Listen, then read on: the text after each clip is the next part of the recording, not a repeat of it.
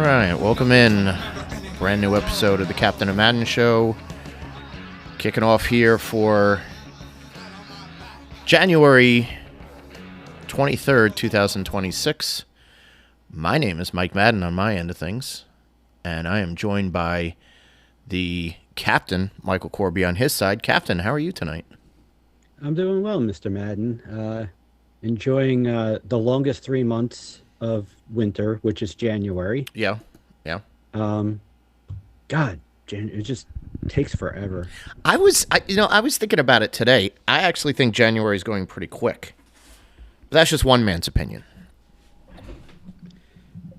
I think, all right, I'm just becoming a baby, I think, in my old age. Like, I can't deal with this cold. And it's only going to get colder next week. Yeah. Probably Yeah. some snow over the weekend. Probably. I'm not in my I think I should move to Florida phase yet, but Oh, this don't this don't is ever be this, one of those people. but this has been a pretty tough winter. It's bumming you out, is what I'm getting. Yeah, this is this podcast and bowling is really the only thing right now that brings me any joy. Okay. You can't go outside, you can't do anything. Uh, Football playoffs. I mean, we live in the New York area, so that is might as well be a void. I mean, we get to watch them, but yeah, yeah.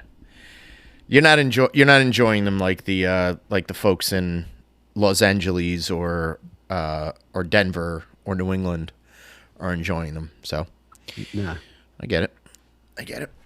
Well, let's go back to a simpler time when music was popping all over the radio, and trends were changing, and different genres were being born.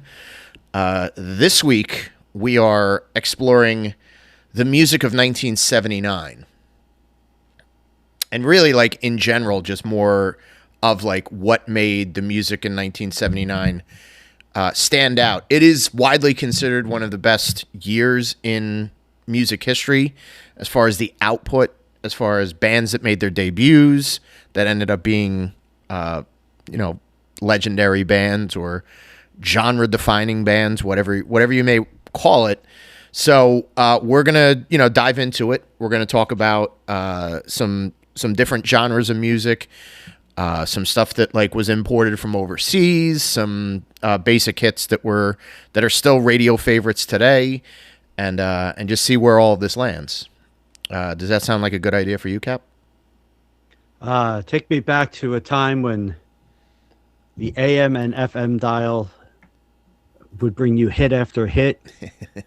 Yeah.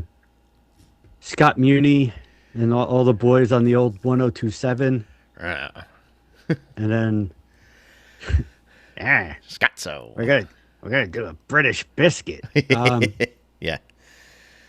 Yeah, it was just a very interesting time because it's like, and I'm sure we'll dive into it better more, but it's just like you were saying, like you had different genres that were either starting, kind of getting a resurgence, or kind of fading out. Mm-hmm. Yeah. And or being rebranded just to make it a little bit more marketable. So yeah, 79 is a pretty interesting year as far as albums and hit singles and stuff. And I think I'm looking forward to it. I don't know about you. Yeah, of course. It'll be a lot of fun. There'll be some curveballs thrown in here too. Some bands that we probably haven't thought of in a while, and that's always exciting. So let us get into it, and let's pull up what should be a roadmap of 79.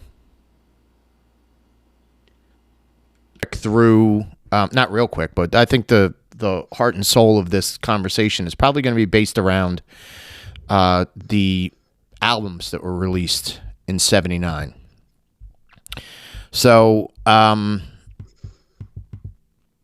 going to hit the high points. I'll actually try and keep this in more or less chronological order, going from, early releases all the way through. You stop me if there's anything that you want to obviously talk about, and I'm sure you have your notes that we can cull from. But if we're starting with the beginning of the year, Elvis Costello puts out his third studio release, which was Armed Forces, which came out in January 1979. I guess the standout track on that one, Oliver's Army, I think he got banned from British radio, if I'm not mistaken, because there's some questionable lyrics and words in that one. You're familiar with that? The controversy around Oliver's Army? Was that before or after he got banished from SNL? This would have been after, because that would have been Radio. That would have been 77 or early 78. So, yeah, I mean, Elvis was a bit of a bad boy. And when you look at him, he seems like a very nice young man in the 70s. He's always wearing a suit. His hair is always done very nice. Glasses. Guys with glasses are never bad boys. They're smart people. But evidently, if you look back at, the beginning of his career, he was a bit of a sore thumb to the industry. A bit of a punk. And you would say, and this is where, and I think we'll get a little bit deeper into this as we go along. I guess in certain circles and in certain ways, you could categorize Elvis Costello as either punk or pub rock or what would eventually become new wave. He's just an outstanding songwriter, in my opinion. One of my favorite songwriters. So we're giving it up for him in that sense. But moving on, elsewhere throughout January, we've got the debut EP from Black Flag, Nervous Breakdown, which I actually own on vinyl. Pat myself on the back. The debut album of Joe Jackson comes out in January as well, Look Sharp, which had a whole bunch of hits. His first hit, Is She Really Going Out With Him? I think his finest song, which is Sunday Papers. So yeah, that would be a favorite of mine too, of his. Yeah, he kills it. So you got that coming out. Then we're moving into December. Or I should say December. We're going backwards. No, we're going to February. We've got the Bee Gees put out Spirits Having Flown, this is Bee Gee mania. At this point, in both the United States and in the UK. I think this one had Tragedy, right? Tragedy. Yeah, I'm trying to think of the... It's Tragedy. Yes. I'm sure everybody came in here to hear me sing. Yeah. Yeah, that was Tragedy was the big hit single on that one. Love You Inside Out, also another one. But yeah, I mean, this is, you're talking the heart of disco fever is still. Yeah, I mean, you're coming off the Saturday Night Fever soundtrack. Disco is still, it still has legs. They're not very long legs at this point, but there are people that are still holding on. Certainly not too many people that were near Comiskey Park in Chicago, but there are people out there that still are. And I mean, the Bee Gees had a bit of they went to megastars. Oh yeah, obviously, but they had a following before they became disco. And stuff for sure. Anyway, yeah. So, and it's still, I mean, even years after, they did. They had a couple of hit songs in the early 80s and stuff, where I might just be confusing the fact that Barry Gibb did some solo work, but the Bee Gees were a pretty relevant group up until, even the end. Oh, yeah. They left an indelible mark, and it became so it wasn't just for a while there. They were sort of treated as all right, well, they've just become a disco machine at this point, right? And Yeah. that's certainly the case. They're still riding that into. They would be riding that into the early '80s, but I mean, they do have some undeniable hit records like that are like dominating all the charts at this point. So like you can't really take any, you can't take anything away from the boys. So if we get into March, Breakfast in America, Supertramp, comes out. Oof. Well, It's a big hit, but it's a big hit, and it's their Supertramp is kind of an acquired taste. all right. Either people like them or people don't. I guess. And also that same month, Van Halen releases their second album, which is Van Halen 2. Yeah, I mean, it's look, Van Halen, or I mean, as it later is referred to as Van Halen 1, but I mean that's kind of like kicking the door, eruption into You Really Got Me. It kind of, Eddie Van Halen kind of brings back, like, even though the 70s had a lot of guitar rock, like, like, because you had disco, because you had, like the punk rock / new wave or whatever, like there was a lot of people that were like, oh, I'm tired of like guitar rock. I'm tired of like the drum solo. I'm tired of the guitar solo. Like I want the Ramones. I want it quick, but yeah, right. So I mean, Van Halen 1 just kind of like slaps everybody in the face, and it's kind of hard to repeat that. But Van Halen 2, I mean, Dance the Night Away, Beautiful Girls are classic rock staples. From it seemed like from right from the beginning, you still hear them.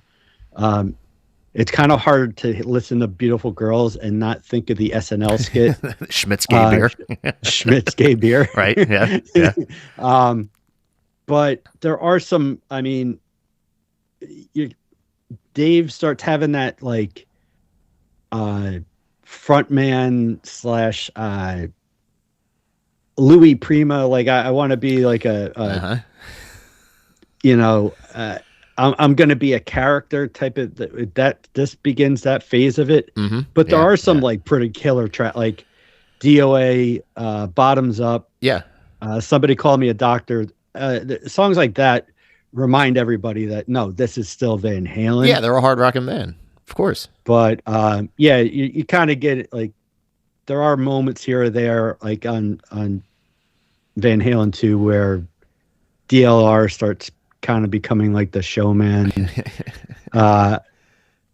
which eventually I think drives a wedge between everybody. It gets a little worse before eventually. Sorry to ruin it for everybody, but Van Halen does split up later on. But wow, spoiler alert. But look, there's huge momentum from Van Halen's first album. It would be really hard to try to repeat that. If you're looking at their second album for like, hey, I want to repeat the first one, then yeah, it's going to be a letdown. But right. I think there's enough on there that helped continue building what Van Halen became with their first record and continued to go on with that. So that's very well said. There's not much. Yeah, there's not much you can add to that ringing endorsement. But certainly, kind of solidify them. I think they were, what were they, openers on the first album, and then I think by the time the second album, they were their own headliners, and they were starting to really create distance between them and a lot of their constituents. So let's move along to the what do we go to April here? April, you've got a few kind of outlier. Again, you get the "Cool for Cats" by Squeeze, which was actually very big on the UK charts. I think it was a smash success right away. And again, they're another band that sort of hit that new wave sweet spot for a lot of folks. You do have a a real sort of touchstone. I think there's like 2 touchstone albums that come out right around this time too. For, I guess this would be like the end, maybe the end of disco, if you want to call it that. You've got Voulez-Vous from ABBA, and then I think the probably the biggest album of the year as far as hit singles, Bad Girls from Donna Summer. That's a bad album. B.A. double D. Like, yes. Yeah. Like, it's funny. I like Donna Summer so much that I kind of like. I almost don't associate her with disco. I know she is disco. Yeah, of course. Yeah. But it's, I don't know. Like sometimes either certain songs or an album get thrown in with a genre or something. But I don't know. Donna Summer always like seemed to kind of be separate to me. I don't know. Maybe it's just because I really like the hits, and I don't want to be like, oh yeah, I like. There's some disco songs I like, but yeah. Beep beep. Yeah, Bad dude. Girls Bad Girls is damn good song. Bad Girls is a great song. It's definitely a disco song. It's a disco like staple. Hot Stuff is also Hot Stuff is. You can't tell me that Hot Stuff isn't like the second that comes on, you're jamming a dance floor. Another one that like an image pops into your head is the Full Monty, when they're all all the guys are on the unemployment line, and that song comes on above like on the PA or whatever, or the speakers in the the unemployment office, and everybody starts doing the dance. It's a good song. And this one also features my favorite Donna Summer song, which is "Dim All the Lights."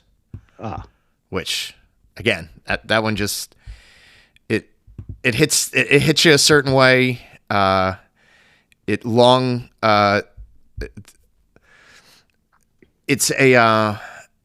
an episode of the animated show Bob's Burgers where this is why I call it a Thanksgiving song, because it was in their Thanksgiving episode. And Bob, in particular, is such a super fan of Donna Summer, and "Dim All the Lights" is used pretty prevalently in that episode. So that's got a sentimental value because I do find that to be hysterical. So yeah, I mean it's a Donna a feel good Donna Summer that we're heading into, I guess, for 79. Elsewhere, if we go into May. Kind of sneaking under the radar, and I don't think they would really hit until probably the middle part of the 80s. The Cure put out their first album, their first full length. And I don't think it was, like, again, they didn't really, set the world on fire for their first few albums. I think they were sort of like, kind of trended towards the British side, but there they are. Who knew they did a cover of Foxy Lady? Yeah. Right. It's probably really sad. Speaking of bands that co-opt a little bit of disco, Kiss Dynasty comes out in May of 1979, marked with "I Was Made for Loving You." Who here wants to wear some bell bottoms?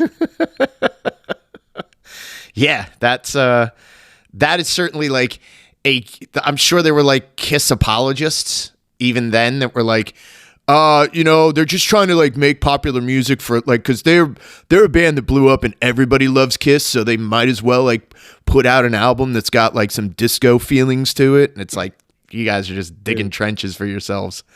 The Stones did a disco song. Yeah. The Grateful Dead did a disco song. Rod Stewart did disco.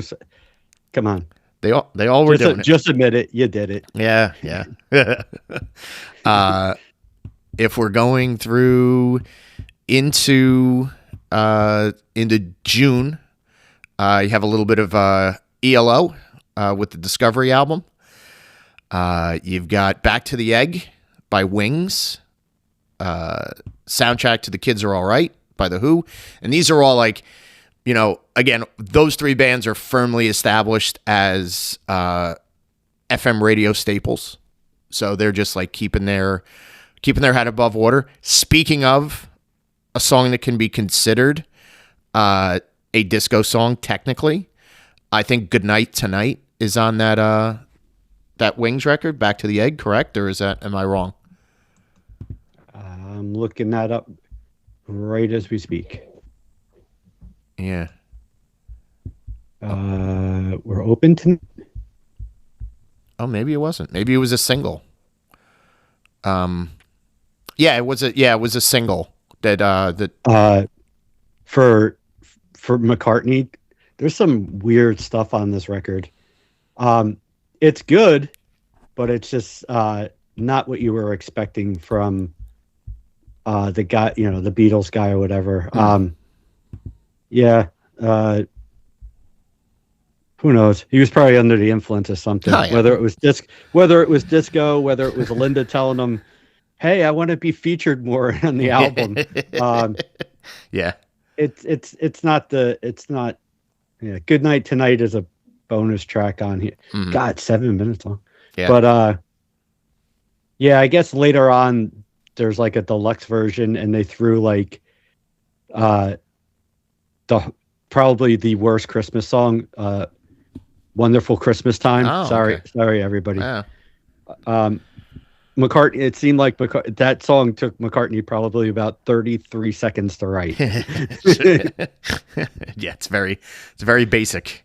But in the same month, we do get the Knack puts out their debut record, "Get the Knack," which a lot of people will say like, and I think there's a stat for it that My Sharona, there was like a lock on the Billboard singles chart in that particular year up until the point where this came out, that either they were all disco songs or they were ballads that went to number one.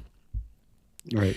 And My Sharona like broke that streak, and it was like everybody, rock is back, and there was high hopes that the Knack was going to be the new Beatles. There was a lot of like, internal discussion that like, hey, without acknowledging like, hey, there's this new wave music that's coming out of like the end of the punk scene. There are still punk bands, and we'll get to a few albums, and basically like what will now be considered to be classic rock, but they're album rock, like heavyweights that put out music. Right. But the press and all these critics that were like, well, those songs won't chart. They're for people who actually like, listen to the whole album. Like My Sharona is like just a return to like catchy pop, and it's like, all right, great. It's a fun song, in my opinion. It's not even the best song on the album because Good Girls Don't kills it, fucking kills it. So, but good. I mean, good for the Knack to get like a little bit of prestige of having a number one single, and Good Girls Don't went to number 11, by the way, as a follow up. So they certainly deserve their flowers. A few days after the Knack put out their album, the Cars' Candy O, which was their second record, came out. That's a tremendous one. You got Let's Go, All I Can Do, and Dangerous Type were the big singles on that one. Right. So and that's another one. I mean, the Cars' debut album. That's like, anytime somebody, which who knows, maybe a future episode, biggest, best debut albums or whatever. The Cars is always on that list. Oh yeah, yeah. So to follow that up, I mean that, trying to walk in big people's shoes, and then to come back and you got some. I mean, 3 solid hits right on that album. Sure. And an album cover that was like before the PMRC. Like, it's a little risque. Yeah. We don't care if we don't care what kids are doing with this record, but yeah, definitely another one that like they're catchy songs. They're they're in that vein of like My Sharona, like, hey, we're coming out of this disco thing, like Mm-hmm. now we're kind of back to 3 minute, poppy kind of hit single type Yeah, songs yeah. that everybody likes. But they sort of added that element, that little bit of that synth element, right? Like, you've got a couple keyboard players Yeah. that are like, again, the Cars are hitting their stride here, and I I hate to say it, like I feel like they still are underrated all these years later. They're a great band. So You know what it is with the Cars is that I think because of the hit, like the success that they had with the videos, yeah, like You Might Think, and then Drive All, mm-hmm. Who's Gonna Drive You Home, and all that stuff. Like, it's almost like it's really weird to think of a band like so 78 to like 83. It's only 5 years, but it seems like they had like two separate Yeah, careers in I some ways. agree. Like, Yeah, they were really, like, in my opinion, they were better, or like the stuff they did before MTV was way better than the stuff from MTV era, but that's what everybody cut. That's what yeah. made That's what them they really focus their popular. attention on, that for sure. Yeah. Yeah, yeah. We've got some heavy hitters in July. Rust Never Sleeps, Neil Young and Crazy Horse, which it's just sort of that quintessential Neil Young. And I remember this is like Neil Young's, maybe his eighth or ninth like studio record, but you always expected good stuff out of Neil Young whenever he, was ready to put something out. But like as far as like a rock record that's ahead of its time, this little thing was probably 10 or 12 years ahead of its time. This could have been released in 1992 and had the same sort of feel to it. Somewhat acoustic, but mostly like kind of feedback heavy, just sort of like, proto grunge. Maybe it's from growing up in the burg, but there's always something about welfare mothers. Yeah, The song. yeah. That's just something. It's like a ridiculous like chorus. Mm-hmm. But you hear it, and then like an hour later, you're still kind of humming it or singing Yeah. it in the back of your head. Yeah. It really is kind of like you said, like this is an album that could have been thrown in with a lot of the stuff from Seattle in 91, 92. Yeah. Are you out of the blue into the black, or into the black or out of the blue? Yeah. Right. Basically doing a song, beginning the song acoustic and ending it with a full band, and Yeah. Both of them are always played on rock Yeah. Of course. on classic rock, and Yeah. Powderfinger is probably one of his, or is definitely like one of his top songs in my opinion. That's a great live song. Any time, like I only seen him once and it was semi-acoustic, but any footage that I've seen and he does like a full version of Powderfinger, like he's gets kind of high and lonesome on that one, and still like just sludges his out, and he really was hitting kind of a it was a little bit of a creative like apex, I think, around this time, and kudos to Neil for he wouldn't be done, by the way. We might have something to talk about later before the end of the year with Neil. But same month, the B-52s put out their debut album, which is self-titled, produced Rock Lobster, Dance This Mess Around. And again, like I think a lot of credit for like I guess like bridging the gap between a couple different like genres. Like the B-52s were sort of like they're on their own planet. They're almost like they're aliens, right? Planet Claire definitely sounds like a song from like a different the high pitch. Yeah. The girls. Yeah. Like that does sound like alien music in some sort Right, of way.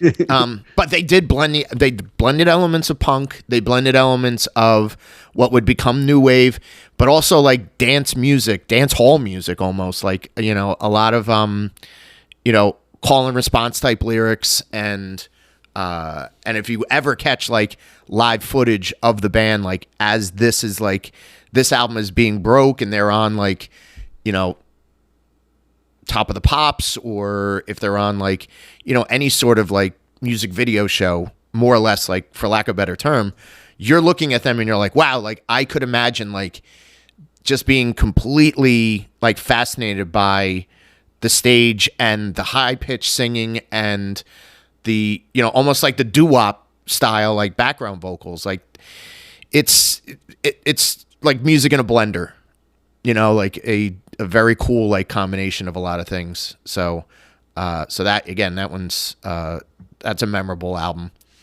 The Kinks' Low Budget comes out, and this is like the Kinks' 12th studio album. They certainly went back to a lot more of the less acoustic and more of the kind of hard rock roots on this one, in my opinion. So yeah, I mean, it was before they really sort of like circled it back to like pop records as well, because they did go back to a little bit of pop, like when they got to Come Dancin' in 82 or 83. So they're kind of blending a lot of genres. And then towards the end of the month, July, AC/DC Highway to Hell, which would be, is this the last Bon Scott record? Yeah, unfortunately, the album comes out, and I think like maybe 6-7 months later, he passes away. Yeah. Features produced by Mutt Lange. Mm-hmm. Right. And I don't know, it starts like that. Mutt Lange, I almost want to say Mutt Lange sound, because obviously he goes on after this, works with, I mean, just about every big or mega big like rock record in the 80s seemed to feature him as a producer. Oh yeah, and he basically was like the extra member of Def Leppard. And he's notorious for just, you know, take after take after, like, we got to get it right, we got to get it right. And then when you listen, for a band that like, the cool thing about AC/DC is like there's no, we're gonna have, probably there's a 33% chance the word rock is somewhere going to be in the title. Sure. Yeah. But this starts like the intro, like the strum, the, you know, 1 2 3 4 strum a chord, stop. Mm-hmm. Yeah. Like, and that became like a staple of theirs from Highway to Hell into Back in the Black into everything they did in the 80s. It was almost kind of like we're going to tease you a little bit with the riff. Mm-hmm. We're going to start it, we're going to stop, and then we're going to play the full thing. And then the hi-hat's going to come in, and then like, and all you can imagine is a football stadium of people just like, they're all going to start jumping up and down, like as the drums kick in, singing along. They're banging their heads. It's sad that, you know, obviously it's sad. It's Bon Scott's last record. He passes away, but it really is the beginning of them becoming AC. Like, they went from this really cool band from Australia that had these, you know, to like, all right, now we're gonna sell out, you know, football stadiums. Yeah, right. We're gonna like, it continued with Back in Black, which is their ultimate. You know, that's probably their ultimate out. But this is like the almost, I dare say, almost the opening act to that. I'm looking at the track listing, and I have the album somewhere on CD. It's basically a no skip album. Right. Nothing on this album. You're not like, oh, that's a little bit outplayed, or that doesn't work back to back with this. all of these songs work at any point. You could skip around this, put it on shuffle even, and like you're so into everything that's on this. Like not to anybody's fault, but like Back in Black, there are songs that you're just all right. I'm tired of hearing of in some ways because obviously because it's that successful. But like Highway to Hell, Girls Got Rhythm. Yeah, like if you want blood. Oh, hell yeah. Like, nobody, you're not skipping over that stuff. Right. Shot Down in Flames to kick off the second side if you're listening to it on vinyl. Yeah, hell yeah. Completely co-sign on an album. Like, an album like this is, I think you nailed it. Like, this is where you took the training wheels off of AC/DC and you were like, man, like this is like, and you were thinking like this is the next step for them. They're going to play these big arenas. They ended up playing those arenas with Brian Johnson, and became quintessential to the hard rock scene and the early metal scene. But it's this. I think this album is just as important as any in their history. It helped them begin the formula. Yeah. Yeah. Okay. This is what everybody wants. This is how we're going to write songs from now on. Mm-hmm. And you know what? Nobody ever complained. Oh, no. Yeah, absolutely not. It's just like AC/DC's got a record coming out. I kind of know what it's going to sound like. Right. And I don't care. I'm on board. Because that's what I want. Yeah. I'm on. Right. Yeah. I'm on their bandwagon. I'm in their fan club. I'm good with them. Going into August, we do have Fear of Music by Talking Heads. A fan favorite, Life During Wartime, I think, is the big standout track on this one. But it fits well in their catalog, and I think this shows off like this part of Talking Heads, like just like we were saying, like once a band sort of like finds their true, like their voice or how they're going to like, be as a live act or whatever it is, like you're looking at this this record and this phase of Talking Heads, and you're like, yeah, like they understand that it's not just small clubs or college campuses that you're going to be playing. You're going to be playing, your Radio City music halls or your your Winterland ballrooms, or you need to up your game. And I mean, they always have it with songwriting in general, right? Mm-hmm. Like they're all hands on deck, like they're well-oiled machine. But yeah, I mean, this is just another another touchstone ahead. The other thing, Life During Wartime is one of their bigger hits. But it's an album produced by Brian Eno. Mm-hmm. Right. And there are I don't want to say a cult, but he has a following. The albums that he produced with Bowie. Mm-hmm. He eventually goes on and works with U2.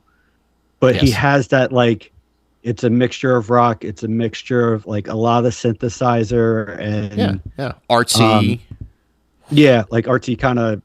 So, that I almost Roxy music type of sound. That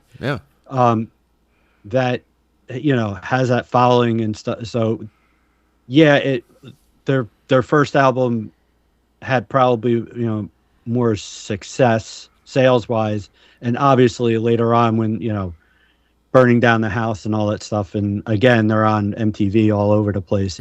But this one definitely has that almost cult following, but it's cult usually means it didn't sell well. This sold well. The Brian Eno effect is definitely on this album. That's true. Yeah. A week later on the charts, Michael Jackson, Off the Wall. Oof. I would have been broke in 1979. I'm gonna cede my time on this one to you, because here's what I'm gonna say about this album.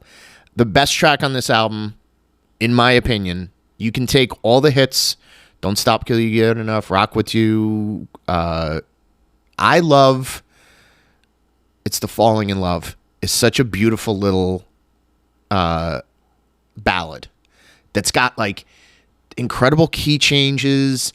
It's like, it's a sweet little, like, almost like a prom theme type song. Like, it's got a little bit, it's got a disco shuffle. It's got a disco backbeat, so you can actually like tap your toes to it and get down. But if I got to listen to this album, like, I might skip right to It's the Fall in Love and make it, make it the thing that I hang my hat on. But I know that you've got a lot of appreciation for this this portion of MJ's career. Obviously, I was born in '77, so I don't remember. I don't remember this coming out. Yeah. The first things of Michael Jackson are obviously the Thriller album. Mm-hmm. As we mentioned a couple episodes, the Jackson 5 cartoon and all that stuff. Like, Sure. Oh yeah, like Michael Jackson was like 8 years old in a band. Like, that's crazy. Yeah.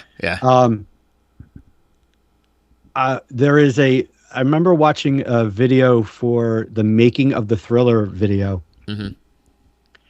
and they used the song "Working Day and Night," and I was like, "What is that song? That's really cool. Like, that's not on Thriller." And that's when I kind of discovered, like, oh, there's this album called Off the Wall.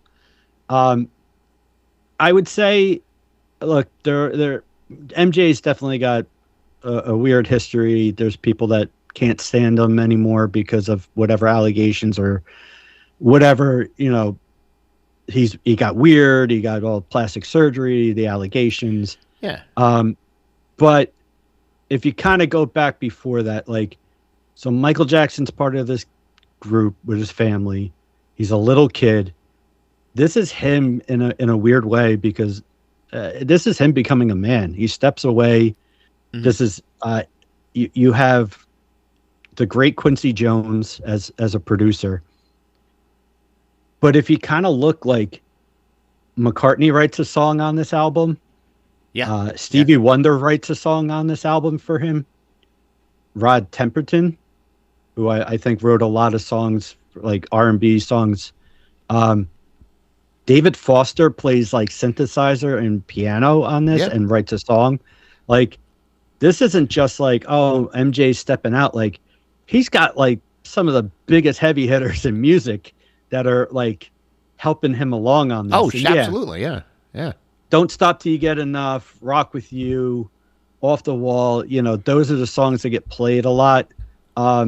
I sometimes Working Day and Night obviously is another like dance kind of song. It's upbeat. Yeah. But I'm kind of in the vein with you. Like, there are some times where I'll pull it up on Spotify and I listen to She's Out of My Life. Of course. Because it's like, it's just so different than anything else that, like, after this that he did. He never really, not like ballads like the ones that he has on this record. Mm-hmm.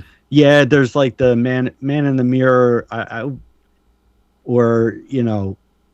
there's a couple other them that are way overproduced, like they're just slow. I wouldn't call them ballads. Mm-hmm. later on in his career, but it was almost like somebody said, like, okay, we're going to tap into what everyone loves you for, which is dance music.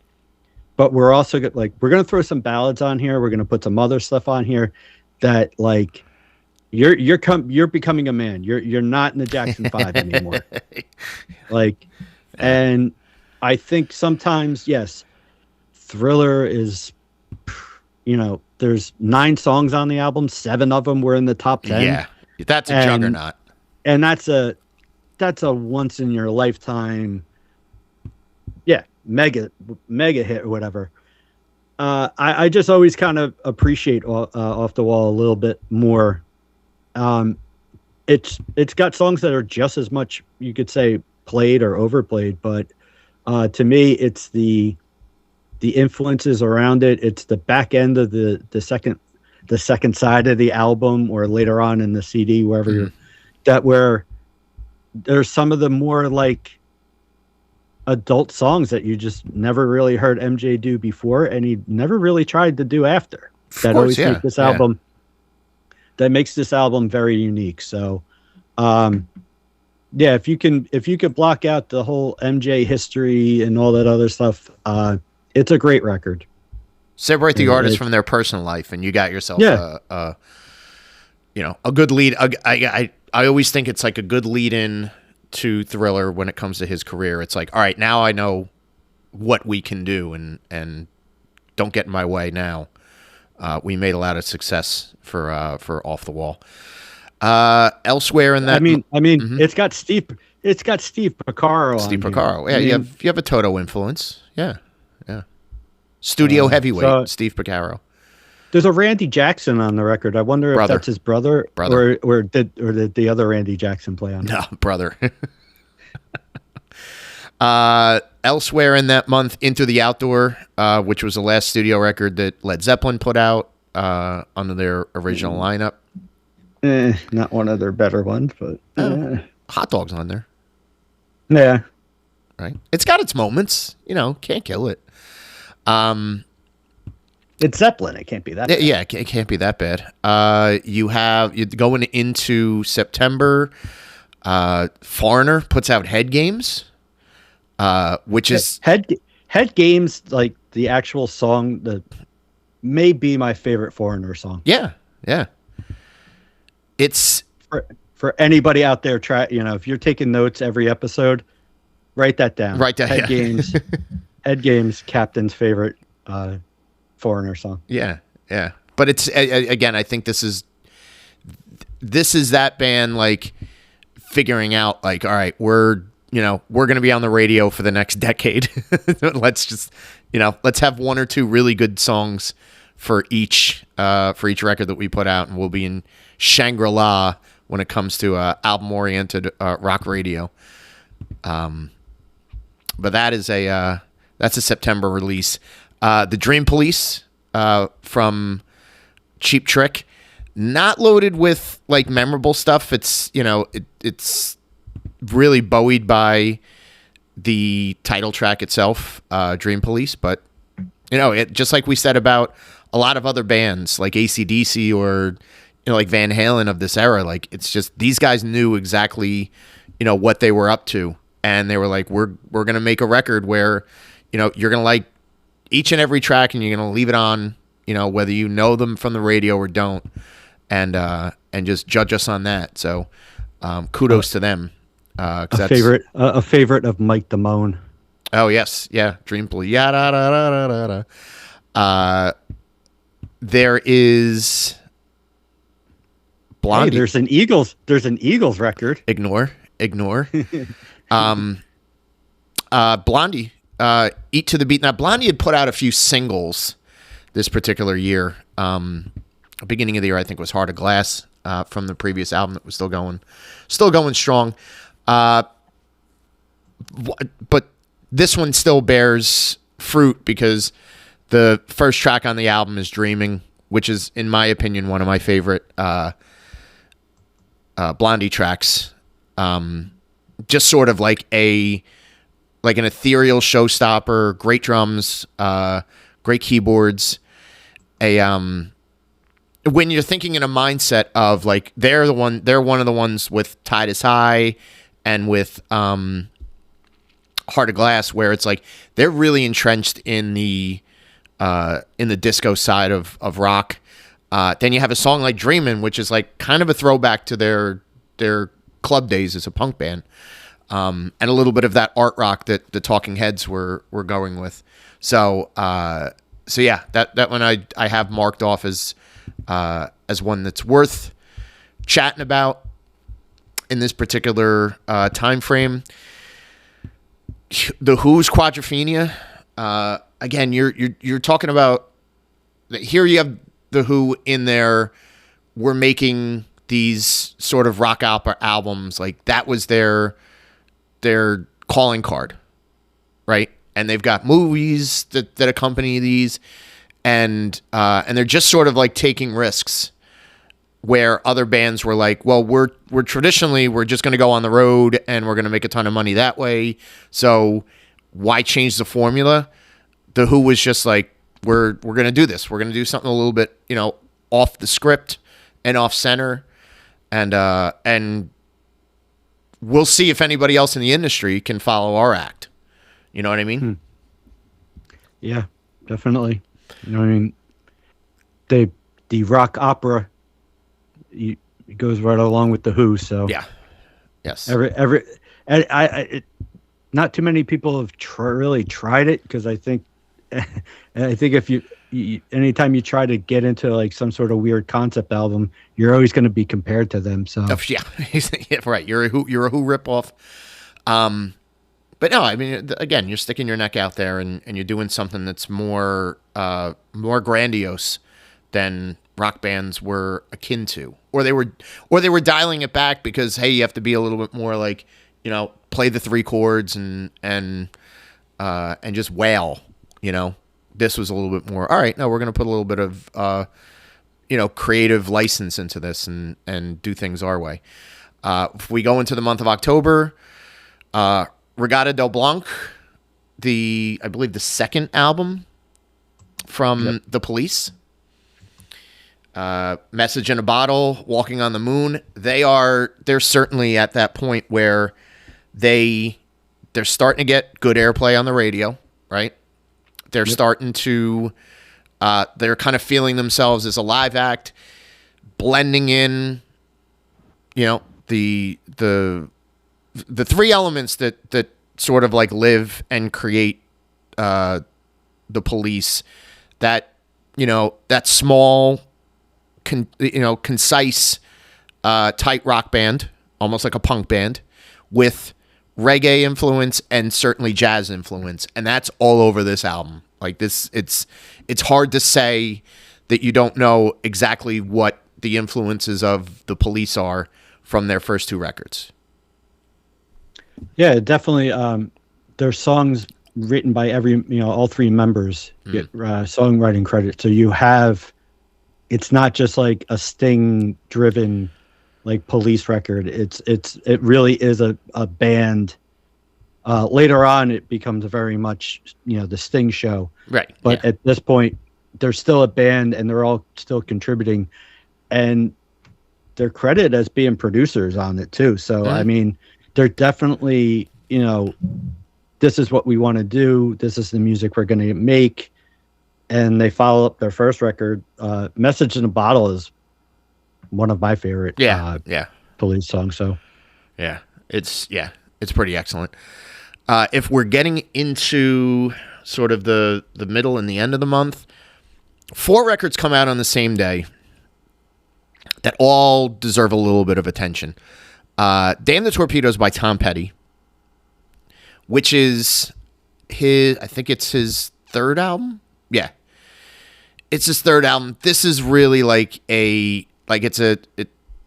got four big hit records, or dare I say, like 4 tracks on this album that are going to be hit records over the course of the next 2 or 3 years. So it's not just, hey, Tom Petty put out an album, he's got a couple good tracks on it. This thing sustained itself even into like the early days of MTV. So if you're talking like, what was that, 80, 81, 82? This thing probably, this album like hit its stride and then begat what would be like Petty's true heyday as a superstar. But this is leading the runway. Refugee, Here Comes My Girl, Even the Losers, Don't Do Me Like That. Those are the 4 signals. Arguably one of the best Tom Petty songs that was never a single is Shadow of a Doubt. I have this one on vinyl. I love pulling it out every once in a while. It's a fast listen, and it's another one we were talking about with AC/DC before. Like, it's a no skip. Like, you're not basically saying like, well, I'm going to forego the first side of this because it's too many hits. It's like all of those songs are really freaking great. Like, and it's different ranges of Petty. Like, you've got like really up tempo, Even the Losers, which is like an arena rock song. Here Comes My Girl is almost like a quasi ballad. And Refugee is just sort of like Anthem, and then Don't Do Me Like That, another one that's like kind of a call and response record. So yeah, he certainly is like, he's the full form Tom Petty by this time. I can't really add anything else. I think you said it all about Tom Petty. Always the cool thing about Tom Petty was that he never really looked like a rock star. He never really sounded like a rock star, but he was a rock star. Yeah,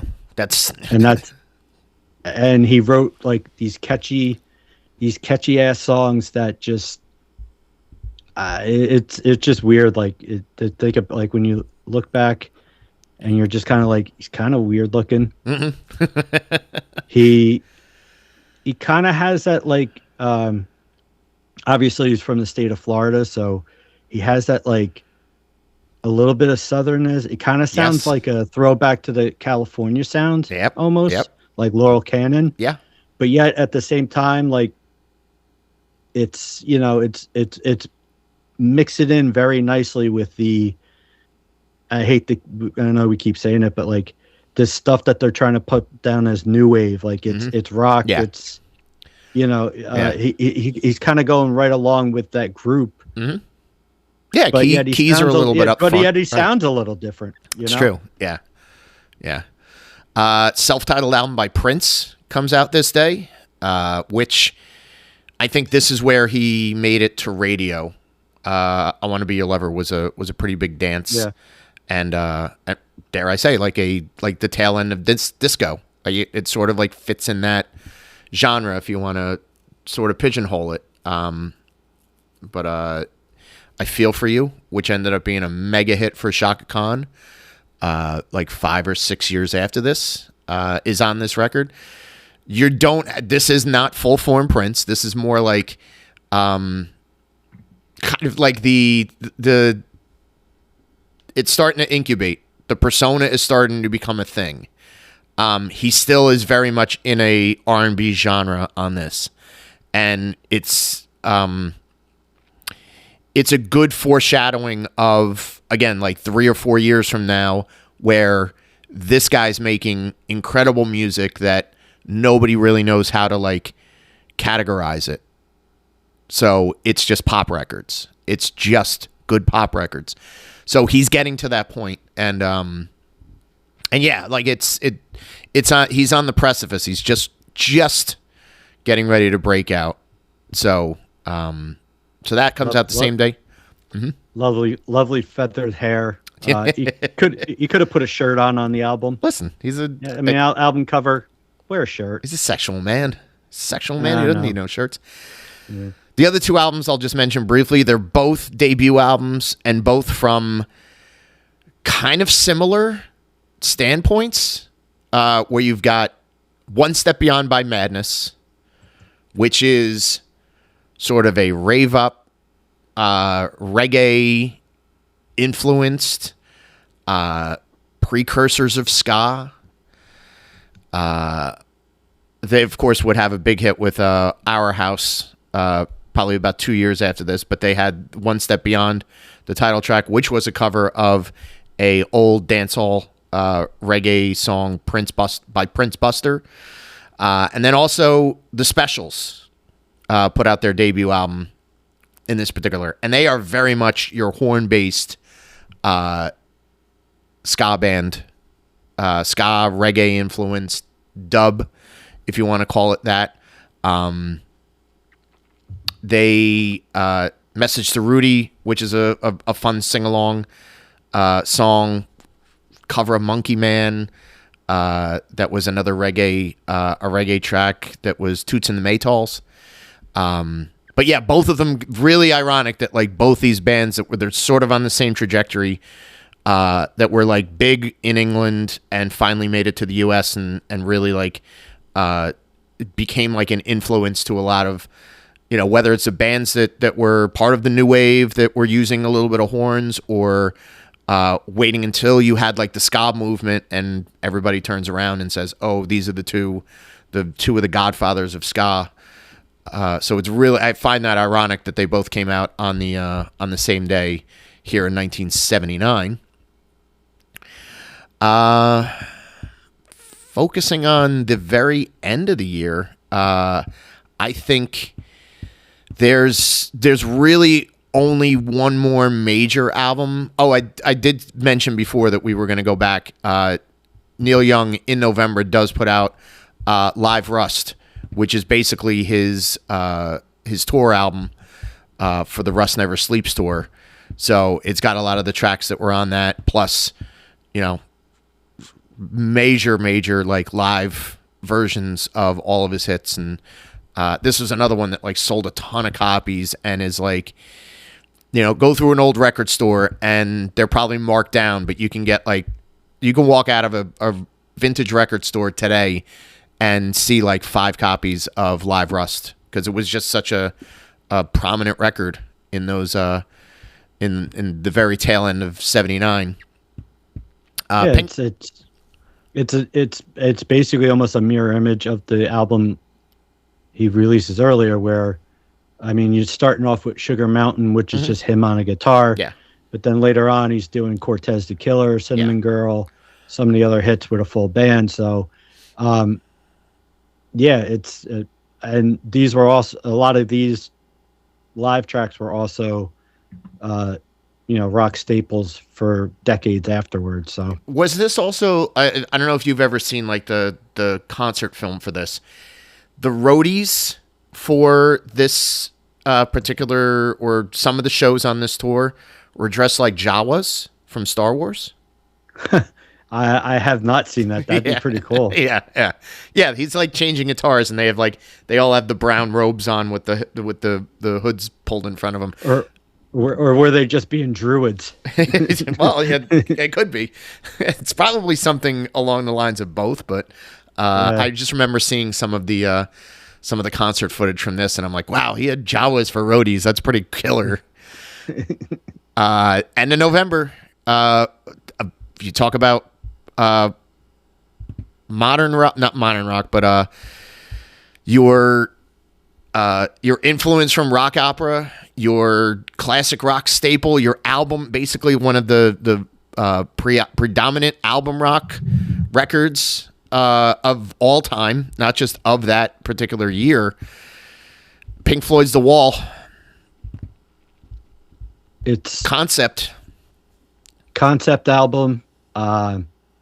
Anybody who's ever taken like an intro to psychology in either high school or college, there's always one professor or teacher who thinks they're hip and says, "Oh, let's watch Pink Floyd the Wall, the movie," because there's all sorts of like different disorders and stuff that are either displayed or talked about. Not to get, but in recent I guess activity or current events, the second half of Pink Floyd The Wall seems to be very appropriate for things that are going on in the world. But yeah, it's an album that was written, it came up from Roger Waters, his thoughts that because of the success of the albums that they had in the 70s, that they went from this like kind of cool psychedelic band who used to play in the clubs and everybody used to drop acid and then Dark Side of the Moon put them on a different hemisphere.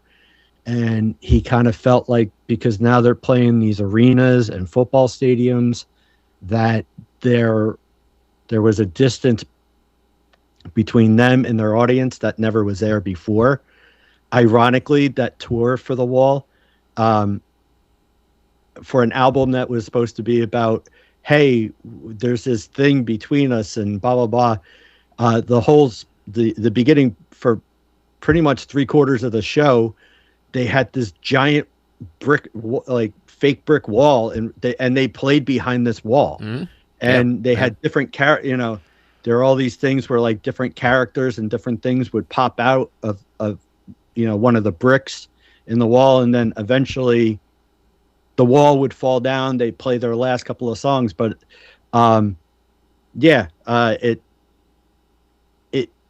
it creatively obviously they continued their success, probably put them into like a megastar type of thing, but it's also the album that kind of broke them up. Yeah. Yeah. Egos and different spats about who was getting songwriting and what direction, who was leading the band and what direction. And eventually Pink Floyd, Roger Waters left. The other three remaining members of Pink Floyd went on, did a couple of records, and then everything kind of got broke up. But Another Brick in the Wall Part 2, Young Lust, Hey You, Comfortably Numb, Run Like Hell are always on, Q1043 or whatever. They're your, classic rock staples. But it's, just like we were talking with Quadrophenia, anytime somebody brings up, concept albums, one of them is going to be at the top of the list. It's probably, if you go with the movie and all that stuff, maybe it's the most successful concept album. I don't. It's still, still people go into record stores and CD years afterwards and still buy it. So, it's probably it's ironic that it's their high mark, but it's also the thing that broke them up. Right. Well, go out on top, right? Isn't that the that's the conceit usually. It's you get to a certain point, you make what is your magnus opus, and something that stands the test of time, that absolutely this album was, and we're talking about it now, and it's like, all right, this was great. I think it was Gary Wright walking into the studio when they're doing their next album going, hey, I got an idea. I wrote a couple songs, and they were probably like, that's it, we're done. Okay, so wrap it up. Before we wrap up the albums here of 1979, London Calling by The Clash. Is this the greatest punk album of all time? It might be. I think it really stems from what type of punk music that you're into. I always like this album because of all the different influences that are right on one record. I mean, agree. Obviously it was a double record when it came out. So, but there's some tracks. We were talking earlier about One Step or Madness and the specials. Yes. Yeah.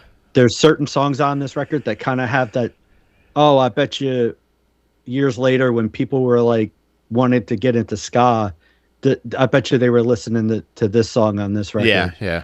But then you listen to something like Brand New Cadillac, and that seems to be like a throwback to like almost like 50s kind of rockabilly. Rockabilly type. Yeah. There's the the political and influence on the record that in their songwriting and their lyrics. It's one of my favorites. I don't know if it's like I said, when you get into punk music, there's some that are going to be like, oh, the Ramones are the best, punk type rock. And then you're going to have others that are going to be like, no, it's Black Flag, or it's Bad Brains, or it's it's this like, everybody has like their personal style. I just, from the years of learning about punk music, obviously, I always found it odd that like the London bands always listen to reggae. Yeah. Like that was like the soundtrack, like when they were all hanging out together in London and they were kind of just like whatever they were doing, reggae was like the soundtrack to everything. Where here in the United States, the London bands were the soundtrack to everything and they were trying to emulate like what they were trying to. And I always found that fascinating. And I think London Calling is, like I said, because of the ska influence, some R&B influence, obviously punk rock influence. Like, I don't know if it, like I said, I don't know if it's the greatest, but It's my favorite Clash record, and it's one of my favorite records of all time. Yeah, and I think that's where it gets that elevated status, is that last sentence that you said. Somebody will say it's a great album, or they may say this is one of my favorites of all time, because it's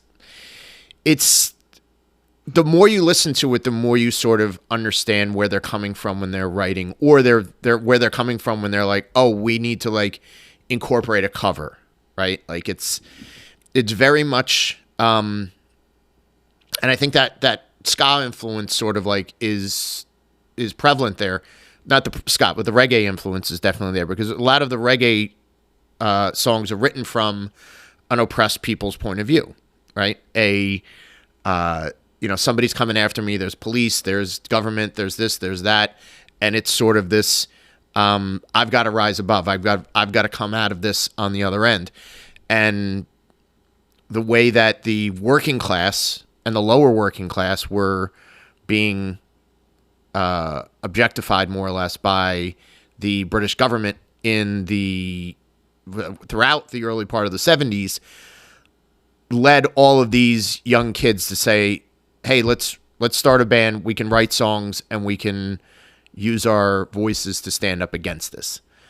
And or at least Clampdown is definitely a thrown at the government. So is London Calling. I hate to say it, and it drives me crazy.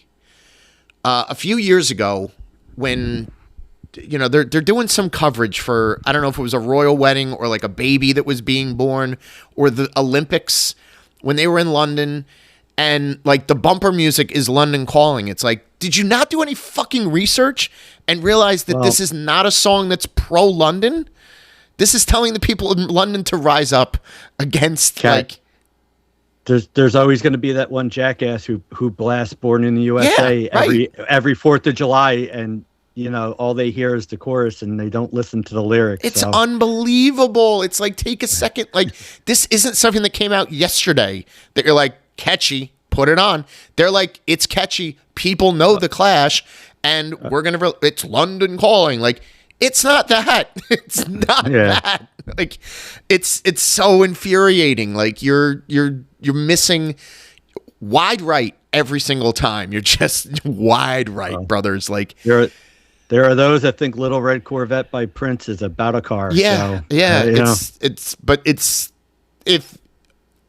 if you're a young person that's a fan of rock and roll and you haven't put this on with earphones in, please. Just it bears repeating that something like this deserves to be consumed by anybody that aspires to be in a band, anybody that wants to like hear about the history and like the year that punk like started to get embraced by especially radio outlets in the United States. This is London Calling album is ground zero. You look at a lot of the tracks that are on there that are still played to this day. Train in Vain is on the radio all the time. London Calling title track, Lost in the Supermarket, always popular. Spanish Bombs, like you're getting like this again. You're getting a crash course in what made the Clash so unique, and like not just influential but aspirational. So, for my money, when you look at the end of this, and this is where we're gonna wrap up the albums of '79, and we'll go into some different topics in a minute. But I do think, like, in my opinion, there's a lot of great records, and there's a lot of like, this is where the industry pivoted. But for my money, I think this is the best album of the year. You're not going to go with Christopher Cross, which won album of the year? Now, here's what's funny is that I'm not going to disparage Double C. We will talk about the original Chris Cross, of course. Yes, we will now talk about my favorite topic to talk about as far as subgenres in music.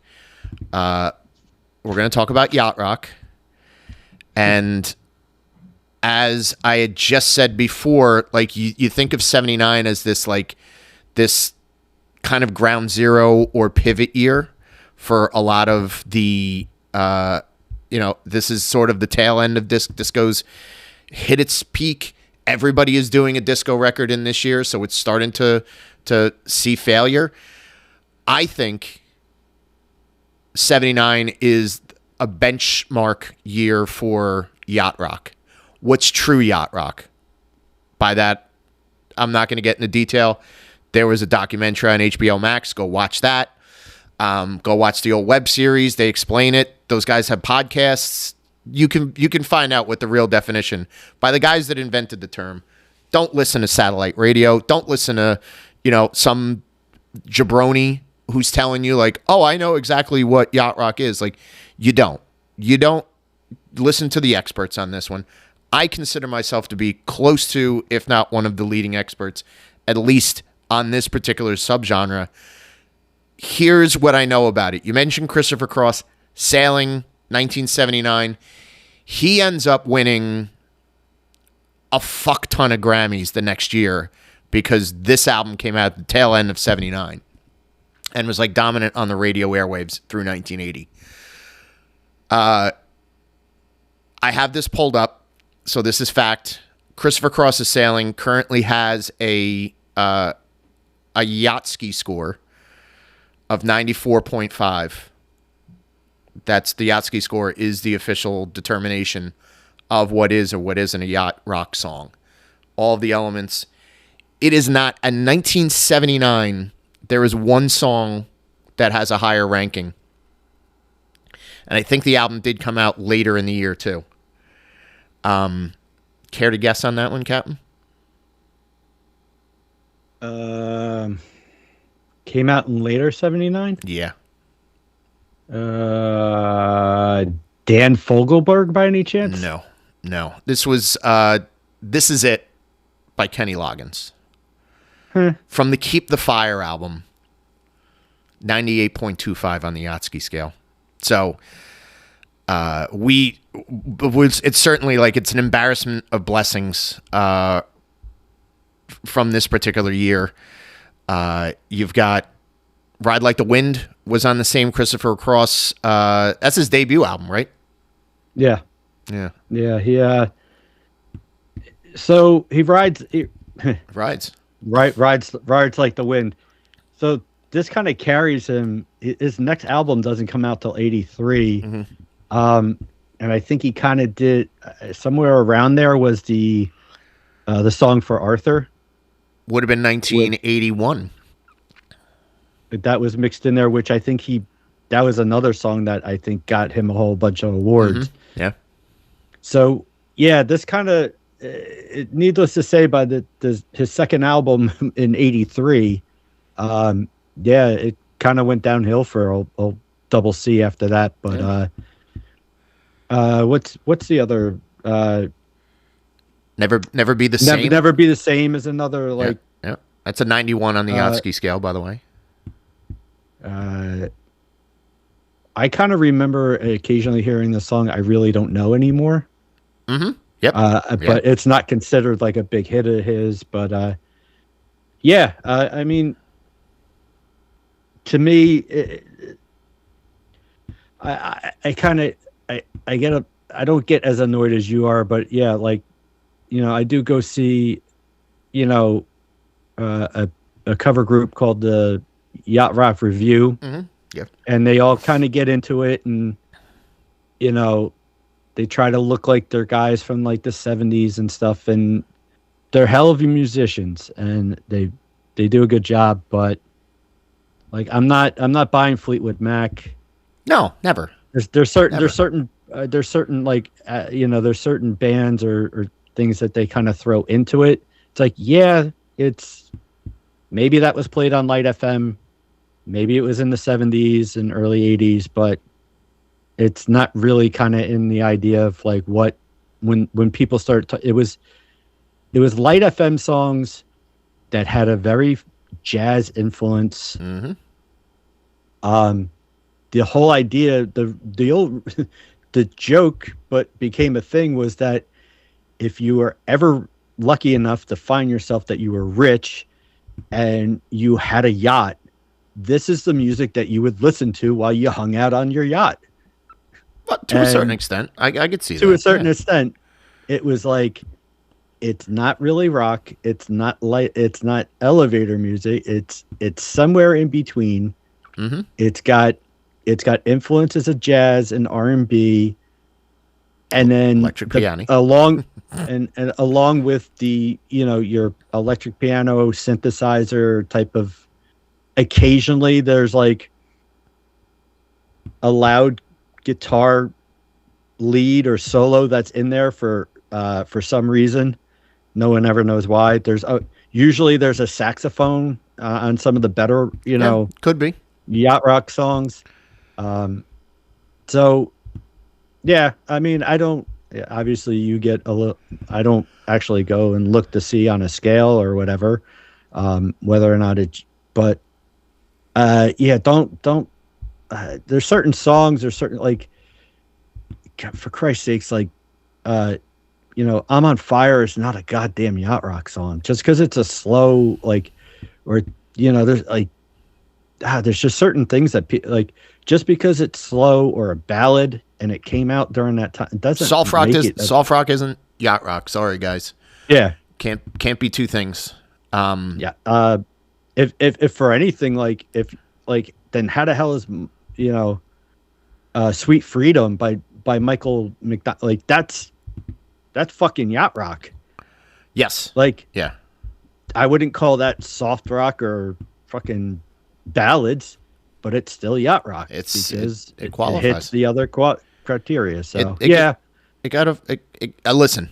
There's a scale. Let's just put it that way. If anybody's ever curious, just ask us in the notes or ask us in the comment section on social media, wherever it is. I'll get you the scale. You can put in any song to your heart's desire and see where it lands, and do that. Let's kind of hit on a few of the big hit singles for the particular year. We'll run through these pretty fast because I think we did talk a lot about a lot of these artists, or again, the changes in the mood of music around the time. The number one song for the year was Heart of Glass by Blondie. A huge hit. Mega. Also, and this is disco heavy. Remember that. Very disco heavy. Radio was all over disco. Was this the year that American Gigolo came out? Because I know that was like a big thing. Because I think that was like the hit song, or that was used a lot in that Richard Gere movie too. Interesting, possibly. Which might have helped it. Right. Le Freak by Chic was a big hit from the late part of 78, and it was still a hit into the early part of 79. I Will Survive, the crown jewel of Gloria Gaynor's sound. I don't want to call her a one-hit wonder because, I'm sure she had a few other radio hits, but this is her best-known song. And it's definitely one of the biggest disco hits of the era. Tragedy by the Bee Gees, we had mentioned before. So that's one of the big hits. And then Born to Be Alive from the French band, or the French artist Patrick Hernandez, was one of the top hits of that particular year. So you see there, like, kind of getting that idea that, like, there's a lot of lean towards disco still on the airwaves. You had mentioned that this is the year of Disco Demolition Night at Comiskey Park, right? Yep. Yeah, they decided that they were tired. It was a promotion to try to get people into Comiskey Park. They were invited to bring disco catalogs that they put into a bin, mm-hmm. and they were going to detonate with dynamite out in the outfield at some point during the game, or was it? I think it was. Was it during the 17th? I don't know. At some point, it was between games, two games of a doubleheader. Yeah, doubleheader. That was right. And the crowds got bigger, they got more ferocious, and it turned into a semi riot. Yeah. And Yeah. needless to say, the second game I don't think got played. The police had to I think get there was a called in, forfeit. Yeah. Yeah. and Bill Veck and his son. What was supposed to be just a gimmick to try to get people out into the stands, because the White Sox were not good during this time, and they were trying to do the father and son team of the Vex. I believe this was actually the son's idea, and the father kind of like signed off on it. But yeah, it was when they say good things gone bad. The Disco Sucks Demolition Night. Yes. Was that it was a turn. It was there seemed to be like that story got picked up by national media, and it kind of got legs, and definitely there was always kind of like guys don't like disco, blah blah blah, like I don't want to dance, that type of shit. But it definitely spearheaded a lot of the Disco Sucks t-shirts and things that followed. Of course. Whereas I think it was Judge Reinhold's t-shirt in stripes. It said "Death Before Disco." Death to disco or something. Yeah, something like that. I'm just looking through like some of the other chart singles, chart toppers. One of the worst songs of all time came out in 1979, May of '79. Charlie Daniels Band, "The Devil Went Down to Georgia." What a horrible piece of music. So it wasn't all peak in '79. There was some really bad calls on the charts. "Don't Bring Me Down" by Electric Light Orchestra. That was a chart hit. So we at least got that. Yeah, a lot of. I didn't know "The Devil Went Down to Georgia" had such ire with you. Oh, I hate that song. God, I hate that song. I'm not a Charlie Daniels guy, but like, boy, I hate that song. October '79, a number one in 6 countries. "Gimme, Gimme, Gimme, A Man After Midnight" by ABBA. I think, as much as a gimmick as they were, as ABBA was, never a gimmick. Holy shit, they're awesome. I think, to me, like, I always kind of found them catchy. Mm-hmm. God, that Mamma Mia, like, that kind of ruined it. That Mamma Mia show, and then the movie, the Broadway show, and then the movie. Yeah, and then it just was like everywhere you went, like, yeah, everybody was like, oh, like, let's bring ABBA back, and I'm like, they're like 80 years old right now. Right? But to be honest, like, go back and listen. Like, if you listen to an ABBA's greatest hits in a vacuum or by yourself, you're psyched. They have such good songs. Alone in a house where no one can. With headphones on. No one knows what you're listening to. I recommend the same thing with Donna Summer. Like, just isolate yourself. I will proudly put the speakers on outside and play Donna Summer. I don't have to hide that. All right. Well, I dare anybody play "Dim All the Lights," and I dare anybody to come up and be like, "What are you playing that for?" All right. You're a willing participant in the Donna Summer Appreciation Society. This summer. This summer is Donna 2026. Summer. We'll bring it back. It's going to be the summer of Donna. It's Donna's apostrophe summer. when I'm tailgating at the World Cup, I'm going to be blasting Donna Summer. Throw in some ABBA too. Former Eurosport winners. You were not Eurosport. Eurovision winners. Yes. ABBA. Also, I do want to make mention that. Although, sorry to cut you off, but I'm going to a Norway game. Are Norwegians going to be very anti-Swedish? Like, are they going to be anti-ABBA? I think they're fine. I think they're cool with ABBA. It's not like you don't really have warring countries when it comes to that stuff.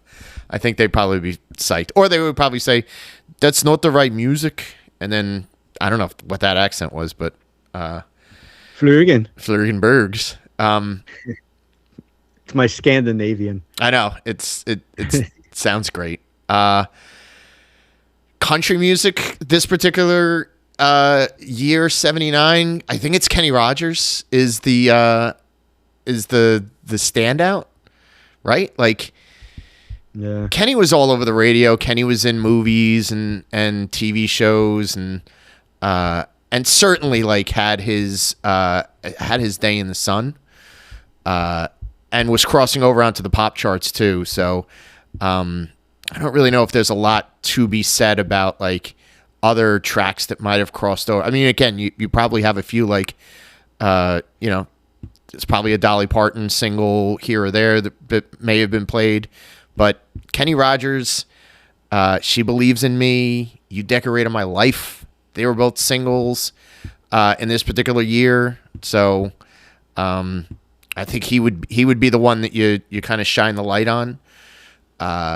But it was shortly after this that like you saw a little bit more of a pop resurgence of some country artists that like Barbara Mandrell that would have a variety show, or the Oak Ridge Boys or Alabama, like that were kind of growing in popularity. So he was opening the door for those artists, but it was really more like it was dominated by Kenny, I think, at this point.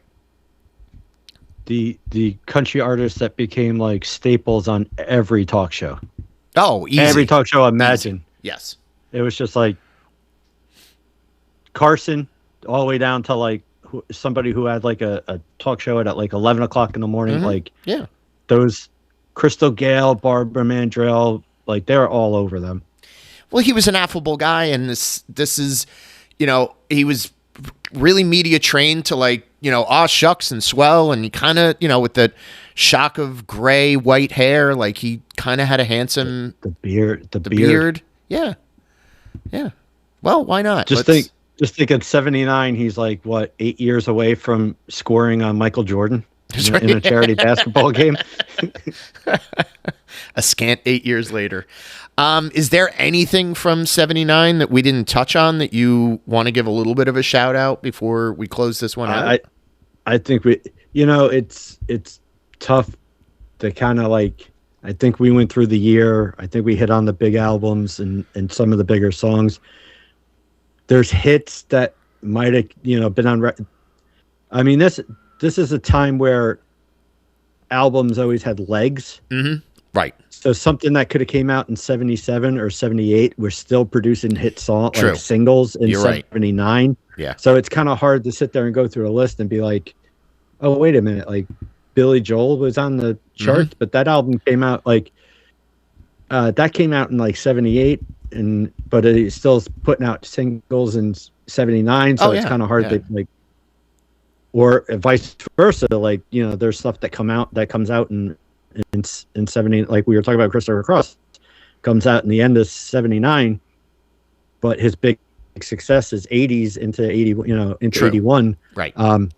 Nowadays, like things seem to be it comes out, it's a hit, and then something else erases it, or then it kind of goes into the back pile or whatever. Like I kind of felt like in the 70s and 80s, like things kind of like they were given time to kind of ferment, like, a year or so after a record came out, it was, it's not uncommon to keep on putting singles out from that album. Oh, which you don't really see now anymore. No, they want you to put something out. It's got a shelf life of that year, or not even that year anymore. Like you can basically like, prepare yourselves to, hey, have something else ready. We need to turn over the fan base and get a little bit more like, get more content out there as fast as possible. So, it's an interesting year to look at. I'm glad we're talking about it. It had a lot of fun stuff, and I think we're going to close out because we did talk so lovingly about the London Calling album. We did intro with Memories Can't Wait by the Talking Heads, but I think we're going to end this one, a little bit of a clamp down from the Clash. So get ready for that. As we're signing off, the Captain on his side, thank you for inspiring this musical journey. Lovely going down the rock highway with you in 1979. Yes, even though you don't like maps. Anyway, so for the Captain, this is Mike Madden. We hope you have a good night, and we will talk to you soon. Bye, Mike.